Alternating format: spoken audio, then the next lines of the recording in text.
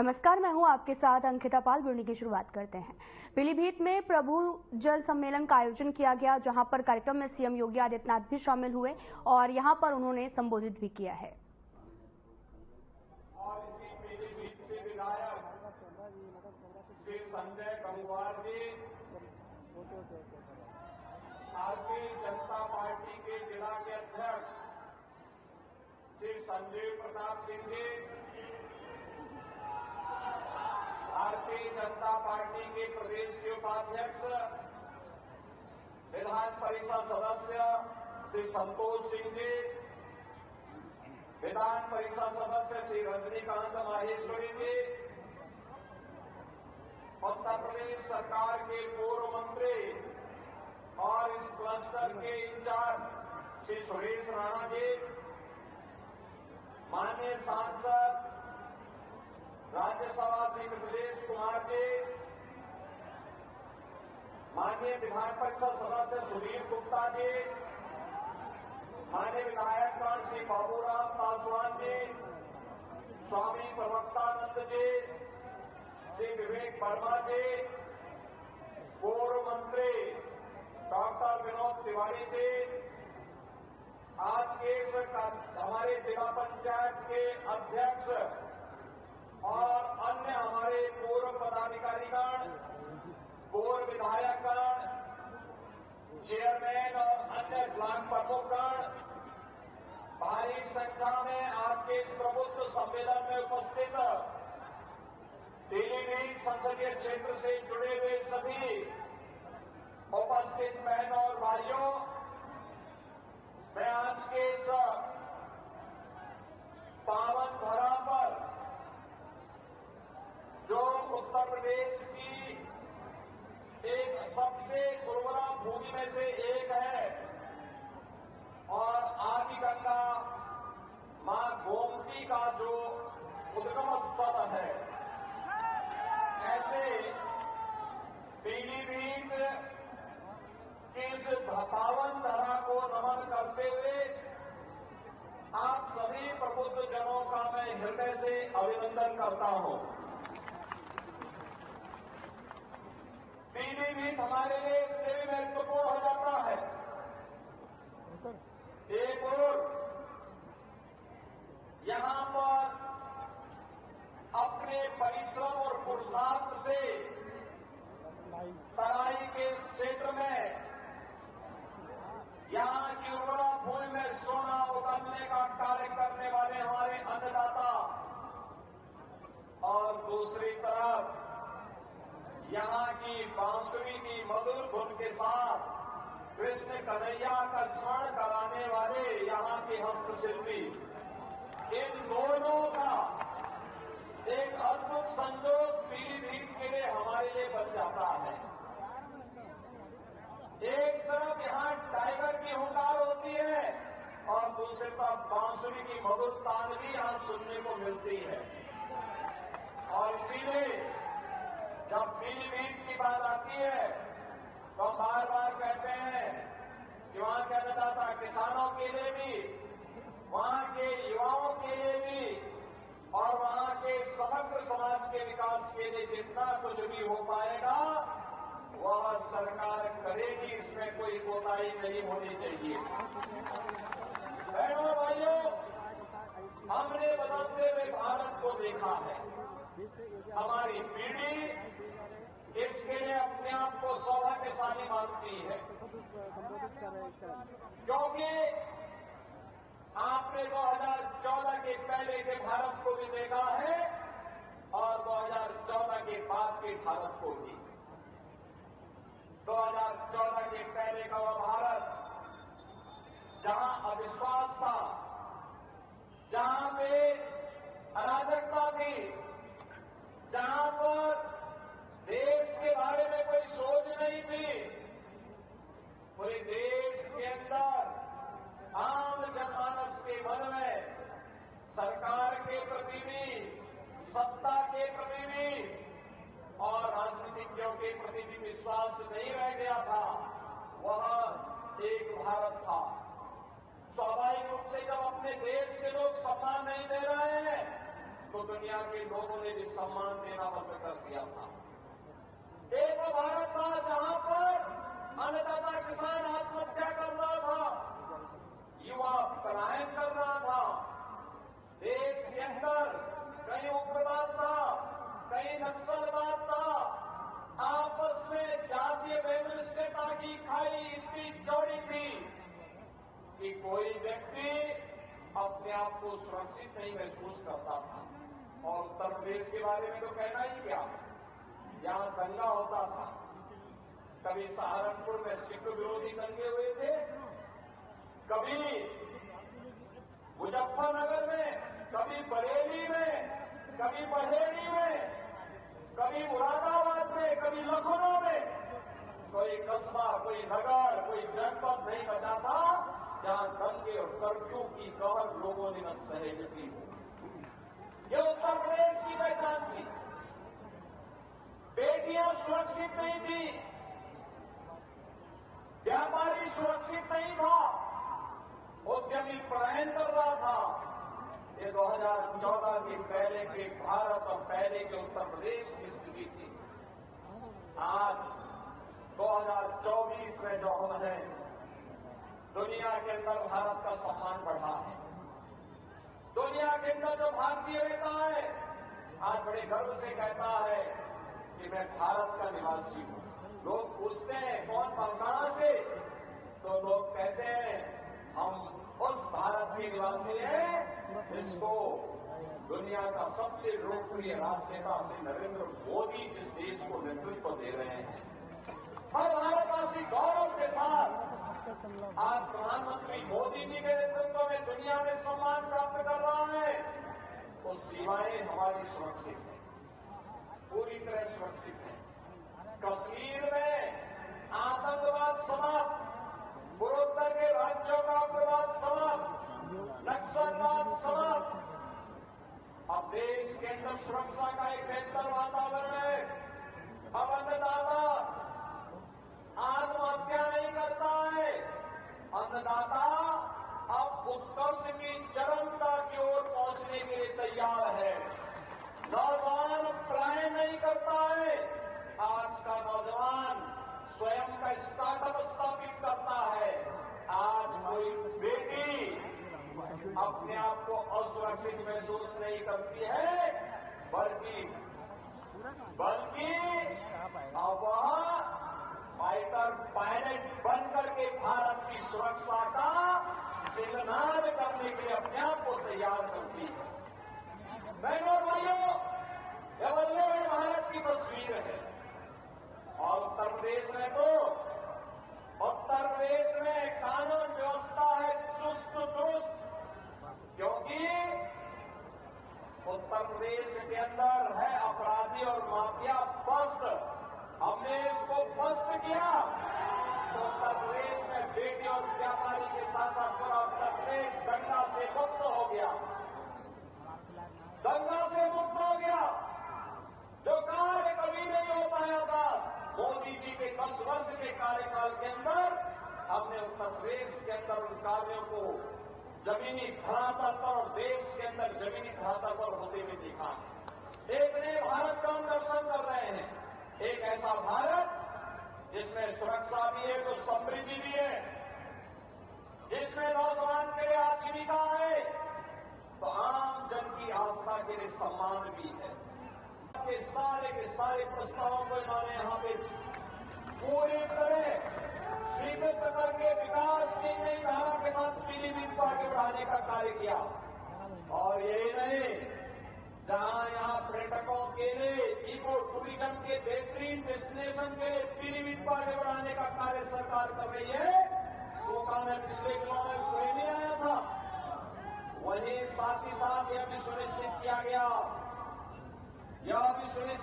गया कि वन्य जीव और मानव के संघर्ष को रोकने के लिए जिन किसानों की जमीन जंगल के बीच में पड़ रही है, वहां पर हम इलेक्ट्रिक फेंसिंग की कार्रवाई करते हुए जंगली जानवरों से किसानों को बचाने के लिए व्यवस्था भी करेंगे। और अगर जनहानि होती है तो इसे आपदा की श्रेणी में लेकर के उन अन्नदाता किसानों के लिए मुआवजे और कंपनसेशन की व्यवस्था भी करेंगे। हमारी सरकार इसको कर चुकी है, लागू कर चुकी है। बहनों और भाइयों, आज अन्नदाता किसान के लिए प्रधानमंत्री फसल बीमा योजना से लेकर के प्रधानमंत्री किसान सम्मान निधि तक ये योजनाएं उनके स्वागत के लिए सदैव तैयार रहती है। आज नौजवान के लिए स्टार्टअप और स्टैंडअप से लेकर के उसकी आजीविका और निवेश के माध्यम से लाखों नौकरी और रोजगार की संभावना उसके स्वागत के लिए तैयार बैठी हुई है। आज बेटी के जन्म लेने से लेकर के उसके शादी ब्याह तक के योग्य बनने तक उसके लिए मुख्यमंत्री कन्या सुमंगला योजना, प्रधानमंत्री मातृ वंदना योजना, बेटी बचाओ बेटी पढ़ाओ जैसी योजनाएं और तमाम ऐसी योजनाएं हैं। मुख्यमंत्री सामूहिक विवाह की योजनाएं, तमाम ऐसी योजनाएं हैं जो उनके लिए पूरी तरह उनकी सुरक्षा के लिए तैयार बैठी हुई है। हमने व्यापारी को व्यापारी कल्याण बोर्ड के माध्यम से 10 लाख रुपए की सुरक्षा बीमा का कवर दिया है। तो एमएसएमई उद्यमी को भी हमने 5 लाख रुपए की सुरक्षा बीमा का कवर उपलब्ध करवाया है।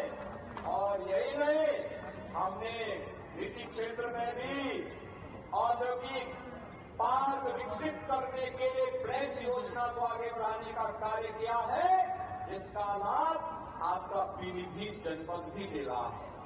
बहनों और भाइयों, एक तरफ सरकार के द्वारा बनाए गए बोर्ड उत्तर प्रदेश को आज देश का रेवेन्यू सरप्लस स्टेट के रूप में स्थापित करता है, वहीं प्रधानमंत्री मोदी जी के नेतृत्व में भारत दुनिया की सबसे बड़ी अर्थव्यवस्था के रूप में स्थापित होते हुए आगे बढ़ रहा है। आपने देखा होगा जब 2014 में मोदी जी ने देश की बागडोर संभाली थी, तो बहनों और भाइयों, उस समय भारत दुनिया का 11वीं अर्थव्यवस्था के रूप में जाना जाता था। भारत उस समय पिछड़ू देश के रूप में जाना जाता था और मोदी जी के नेतृत्व में दुनिया की प्रतिस्पर्धा में आगे बढ़ते हुए आज भारत दुनिया का 5वीं बड़ी अर्थव्यवस्था है। और इसीलिए हम लोग आए हैं, मोदी जी को तीसरा कार्यकाल दीजिए। मात्र 3 वर्ष में ही भारत दुनिया की तीसरी बड़ी अर्थव्यवस्था के रूप में स्थापित होगा। तीसरी बड़ी अर्थव्यवस्था का मतलब हर नौजवान के हाथ को कार्य होगा, हर बेटी और व्यापारी सुरक्षा के एक माहौल में स्वावलंबन के मार्ग को अग्रसर करते हुए देश को नेतृत्व देगी। अन्नदाता किसान कई गुना आमदनी के साथ कार्य करते हुए देश के विकास में अपनी भूमिका का निर्वहन करेगा। और इन सब कार्यों की दृष्टि से आज हम सब आपके बीच में आए हैं। ये जो चुनाव चल रहे हैं, यह चुनाव बहनों और भाइयों केवल चुनाव नहीं है, ये चुनाव तो फैमिली फर्स्ट बनाम नेशन फर्स्ट के बीच में होने जा रहा है।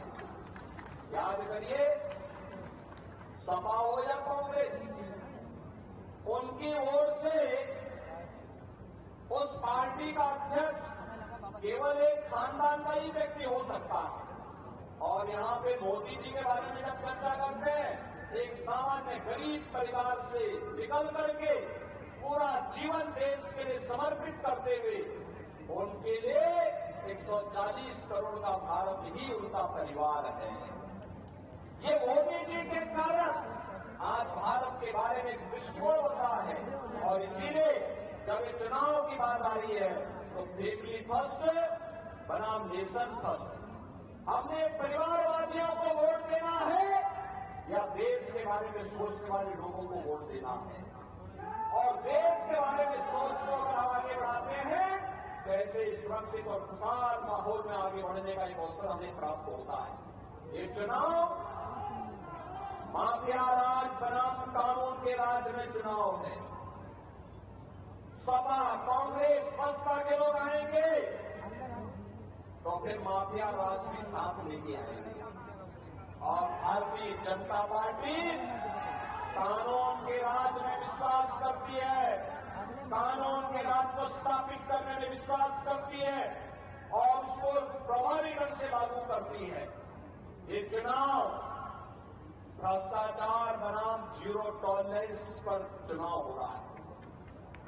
भ्रष्टाचारी गरीब का ऐसे हड़पते रहेंगे, गरीब का हिस्सा ऐसे हड़पते रहेंगे कि और भ्रष्टाचारियों के स्थान जेल में होनी चाहिए, ये तय करने के लिए इस प्रकार की मीटिंग चल सकती। सीएम योगी आदित्यनाथ पीलीभीत पहुंचे थे, जहां पर उन्होंने प्रबुद्ध जन सम्मेलन का आयोजन में संबोधित भी किया और साथ ही वोट के बारे में भी लोगों को जागरूक किया। और यहां पर लगातार उन्होंने बात की अर्थव्यवस्था की और साथ ही गुंडा राज की। उन्होंने साफ तौर पर कहा कि जब भी यहां पर आते थे तो बहुत ज्यादा गुंडा राज था, लेकिन कुछ ही समय बाद में जब से सरकार बनी तब से लगातार जो देश है वो विकसित हो रहा है। तो बढ़ते हैं आगे, आपको लेकर चलते हैं कर्नाटका, जहां पर शक्ति केंद्र प्रमुख सम्मेलन का आयोजन किया गया, जहां पर गृह मंत्री अमित शाह ने भी संबोधित किया है। मेरा नमस्कार, आप सभी को प्रणाम। सबसे पहले मैं थोड़ा लेट हो गया हूं। सुबह से पार्टी की मीटिंगें चल रही थी, आप लोगों को काफी समय तक प्रतीक्षा करनी पड़ी है, इसलिए मैं आप सबसे क्षमा मांगकर मेरी बात की शुरुआत करता हूं। भाइयों और बहनों, हम सब यहां पर आने वाले लोकसभा चुनाव की तैयारी के लिए बैठे हैं। आने वाले लोकसभा चुनाव में एक और भारतीय जनता पार्टी और एनडीए है, जो हमारे प्रधानमंत्री नरेंद्र मोदी जी की ओर से है और मोदी जी के नेतृत्व में हम चुनाव के मैदान में हैं। और दूसरी ओर परिवारवादी और भ्रष्टाचारियों का गठबंधन, ये इंडी अलायंस है।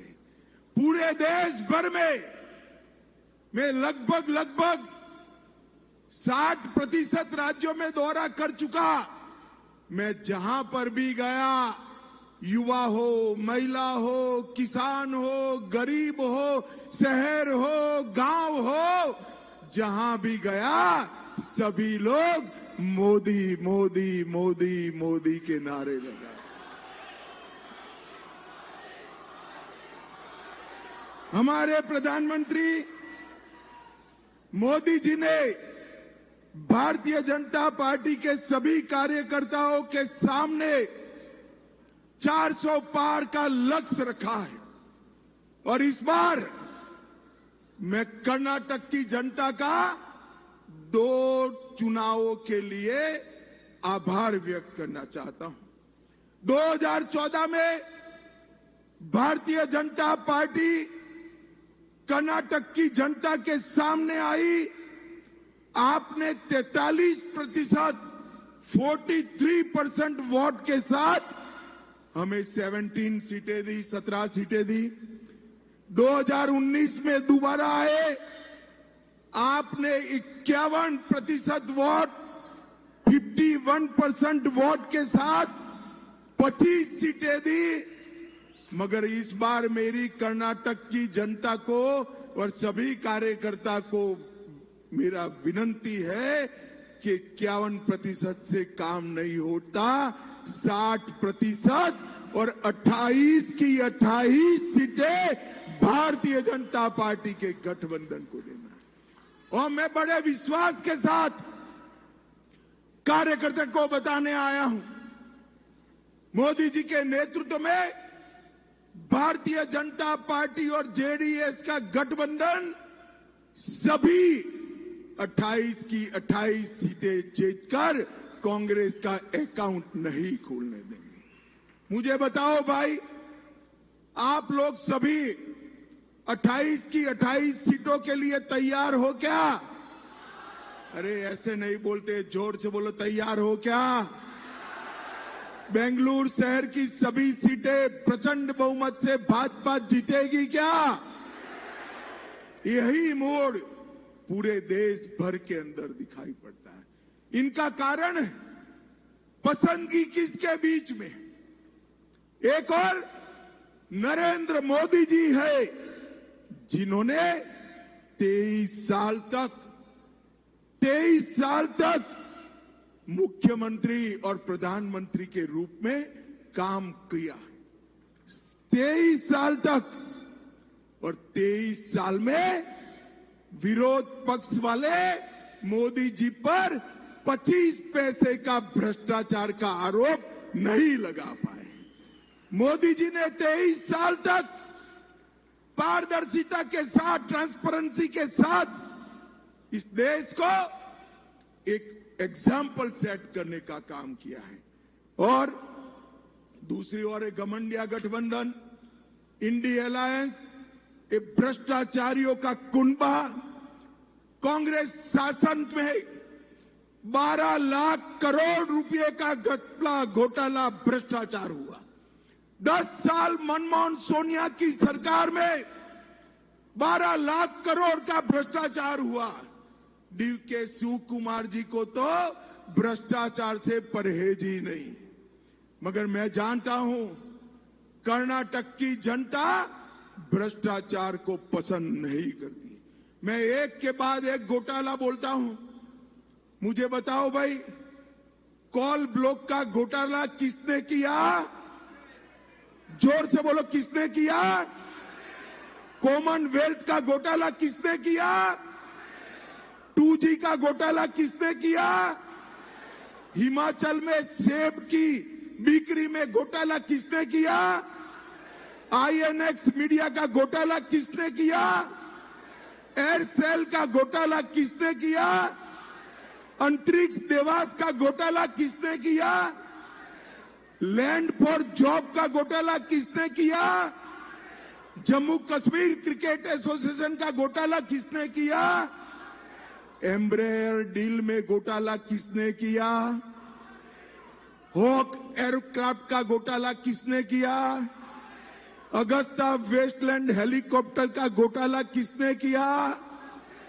अब ये 12 लाख करोड़ के घपले, घोटाले, भ्रष्टाचार करने वाली कांग्रेस मोदी जी के साथ स्पर्धा।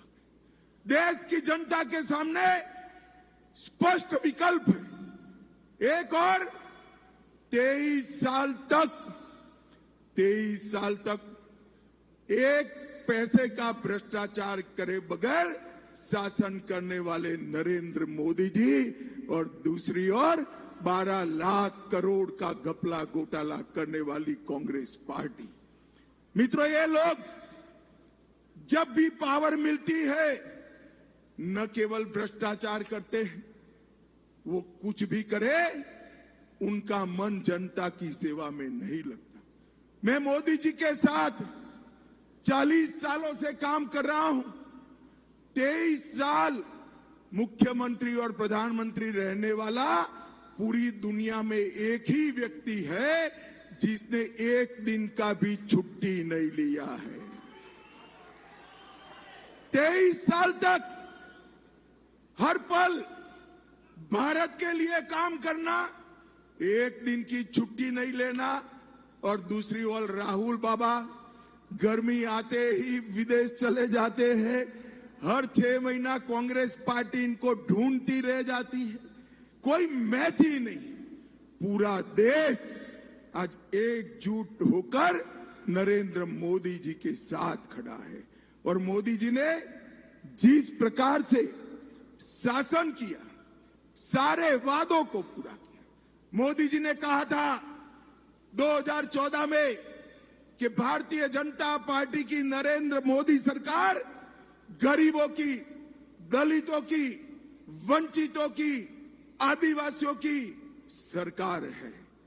और इस 10 साल के अंदर 25 करोड़ से ज्यादा गरीबों को गरीबी रेखा के बाहर निकालने का काम नरेंद्र मोदी जी ने किया है। 80 करोड़ गरीबों को। राइस बोर्ड में इतना ही। नमस्कार।